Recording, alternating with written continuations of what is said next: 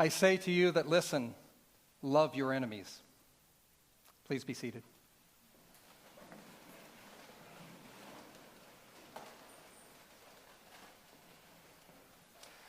The year was 1966, and Father Elias Shakur had recently come to the small town of Ibilin in Israel as pastor of the Melkite Greek Catholic Church. Ibilin was a town of Arab Israelis, almost all of whom were Christian or Muslim. The town and the church were sharply divided. Shakur began preaching on reconciliation but was making little progress. And then on Palm Sunday, at the end of the liturgy, he walked to the back of the church and locked the doors. He made his way back up the aisle and faced the congregation.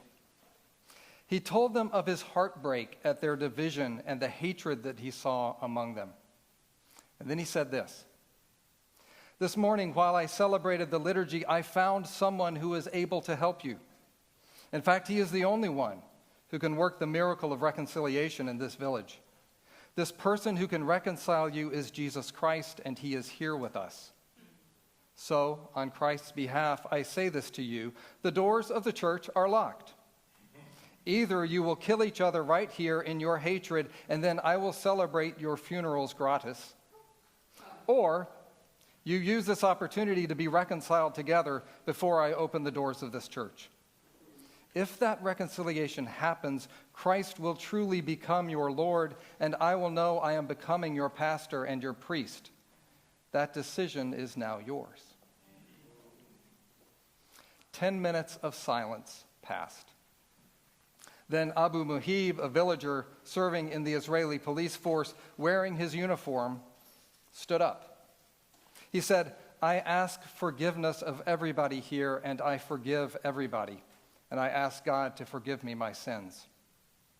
With tears on his face, he embraced Father Shakur, who then invited others to share signs of peace and reconciliation. Shakur writes, "Tears and laughter mingled as people who had said such ugly words to each other, or who had not spoken to each other in many years, now were sharing Christ's love and peace." After the people had gone, Father Shakur removed the locks from the church doors as a sign of their newfound trust and reconciliation. I say to you that listen, love your enemies. This morning, Jesus gives us one of the hardest of his hard sayings. Loving enemies, doing good to those who hate you, blessing those who curse you, praying for those who abuse you is not only hard, it seems at times almost morally problematic. Are we not supposed to hold accountable those who hate, curse, and abuse? Feminist and womanist writers have alerted us to ways that passages such as these can be used to keep people in abusive situations.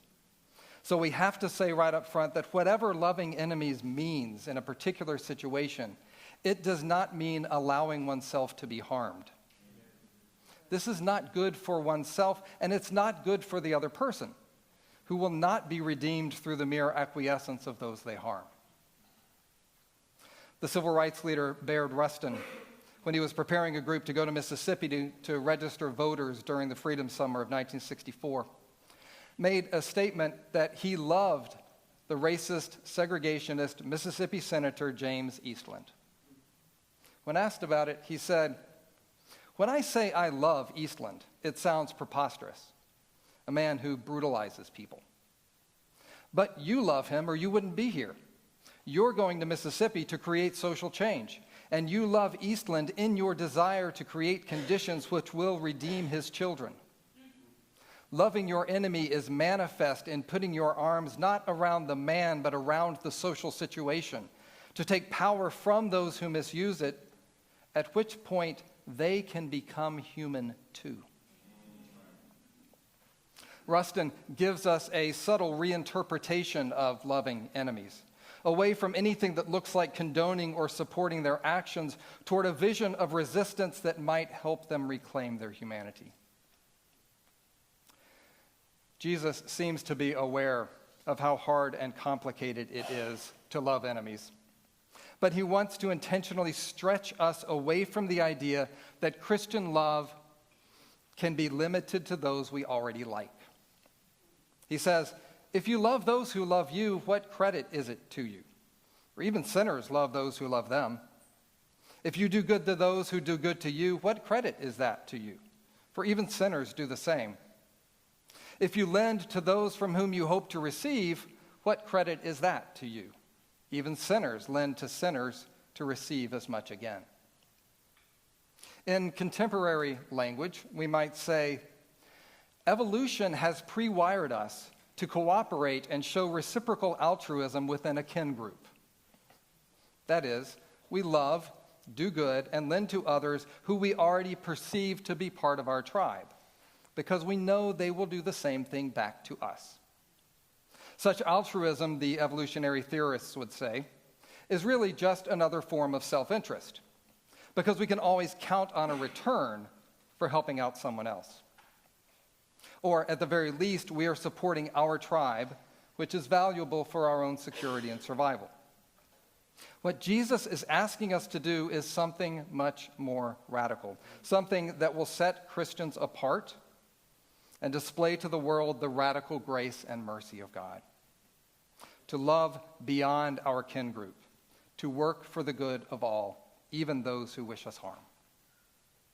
And when we do this, we upset the comfortable order of things. Our lives begin to point to a radical form of love, mercy, and gift that exceeds our limited imagination.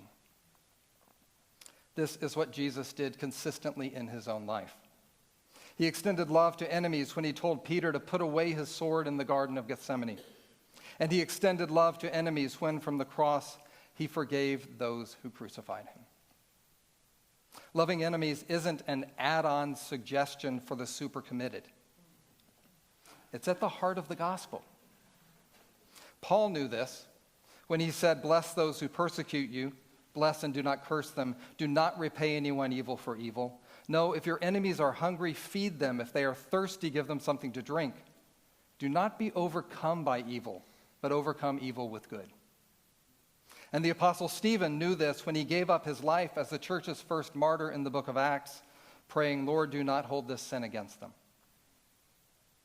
Loving enemies, even when it is costly, is not just what Jesus taught, it's who Jesus is.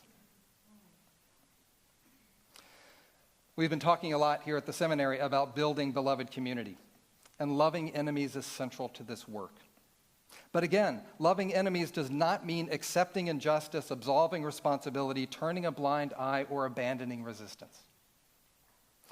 Pauli Murray showed us how to resist evil and love enemies at the same time, both in her life and in her words. In an article back in 1945, she wrote, "I take my stand against the institution of segregation and all of its incidents. For segregation is a monster, dividing peoples, thwarting personalities, breeding civil wars. It must be rooted out of our national life. But," she goes on, "even while taking this stand, we must learn from the mistakes of our ancestors. Force is not the way. Bloodshed is not the answer. We must heal the wounds even while removing the cancerous growth. It can be done. It must be done." And then she gives us this wonderful metaphor. She says, "I intend to destroy segregation by positive and embracing methods. When my brothers try to draw a circle to exclude me, I shall draw a larger circle to include them.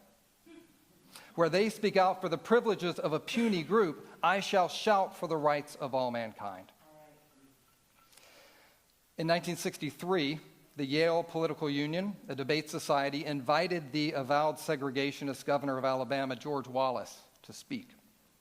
The president of Yale, Kingman Brewster, urged the students to withdraw the invitation. The mayor of New Haven said Wallace was officially unwelcome.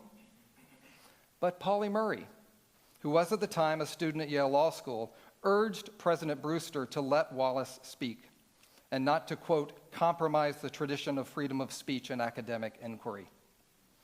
But, she said she would be the first to picket the meeting when he came to town. This was her real-life version of drawing the larger circle. The way to make the change was not to exclude the segregationist, but to bring him to campus and confront him, to draw a circle that includes him, but also to call him to his better self.